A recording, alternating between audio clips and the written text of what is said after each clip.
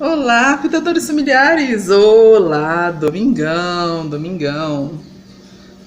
Então, eu acho que a dica de hoje vale muito para o idoso de quem você cuida. Vale pensando muito nele, mas na sequência, também vai valer muito para você, porque vai te tirar uma carga, um peso, um peso emocional. Eu tô falando muito de peso emocional, né? Tô falando muito desse estresse emocional, que de fato na tarefa do cuidar é uma das coisas que mais nos pega, então eu sempre vou falar dessa nossa forma de gerenciar as nossas emoções.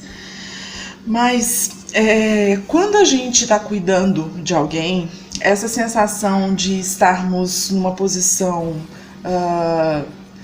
mais favorável, com um certo poder frente a quem cuida, muitas vezes pode deixar quem cuida num sentimento corporificado de muita fragilidade. E aí o emocional dele também cai por isso. O emocional dele caindo por isso, ele vai se entregar mais ainda à doença, à condição de limitação e vai então ficar mais dependente de você.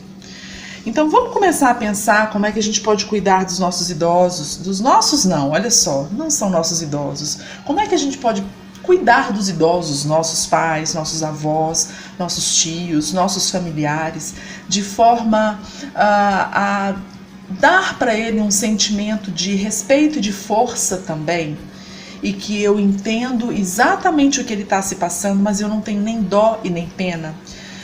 Uma atitude de mais dignidade em direção a quem você cuida, né? Então, o sentimento de dó, de pena, de coitado, eu tenho que fazer isso por ele porque ele não dá conta de fazer. Vamos trabalhar isso. Vamos olhar para essas pessoas que precisam do nosso cuidado, mas de uma maneira que eles são grandiosos, que eles construíram uma história incrível, que eles chegaram a um certo ponto da vida, né, com muita condição de estar ali vivo para aprender com o próprio processo dele, que é limitado, e a gente aprende com os nossos processos limitados. Então vamos começar a refletir sobre isso. Eu vou trazer mais conteúdos nas dicas, tanto do desafio 365 dias quanto em lives, que eu tô aqui pensando, me colocando no lugar de quem é cuidado. Como é que eu gostaria de ser vista? Como é que eu gostaria de ser vista? Porque o olhar do outro em cima de uma pessoa que já está fragilizada, um olhar fragilizado, um olhar de pena, um olhar de puxa vida, né?